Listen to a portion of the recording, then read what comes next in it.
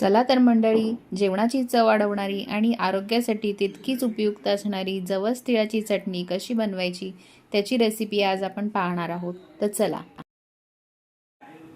सर्वप्रथम एका कढईमध्ये मी इथे 100 ग्राम जवस घेतलेले आहेत, ज्याला फ्लॅक्सीड असे सुद्धा म्हणतात. हे आपल्याला 5 ते 7 मिनिटांसाठी मंद आचेवर खरपूस भाजून घ्यायचे आहेत. जवस भाजत असताना त्याचा खरपूस असा एक गंध येतो भाजला गेलेल्याचा आणि त्याचे दाणेसुद्धा असे तडतडायला सुरुवात होते, तेव्हा समजायचं की जवस पूर्णपणे भाजले गेलेले आहेत आणि आता ते काढून आपल्याला थंड करून घ्यायचे आहेत.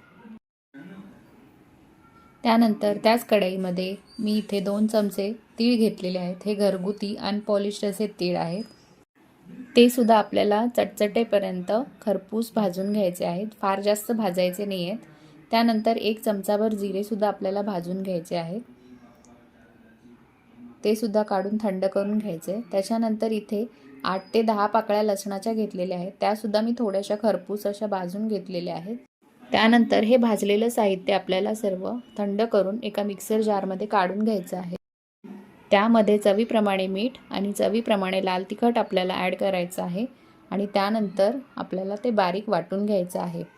अशा पद्धतीने आपली जवसाची आणि तिळाची चटणी खाण्यासाठी तयार आहे. मंडळी, तुम्हाला माहिती आहे का, जवस खाण्याचे बरेच फायदे आहेत.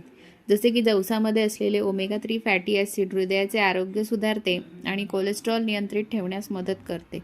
तसंच जवस फायबरने समृद्ध असल्याने ते पचन सुधारते आणि वजन नियंत्रणात ठेवण्याससुद्धा मदत करते. जवस खाल्ल्याने आपली रोगप्रतिकारक शक्ती वाढते, तसंच त्वचा निरोगी आणि तजेलदार राहण्याससुद्धा मदत होते. तर तुम्हीसुद्धा जवसाच्या चटणीचा आहारामध्ये जरूर समावेश करा आणि व्हिडिओ आवडला तर लाईक, शेअर आणि सबस्क्राईब करायला विसरू नका.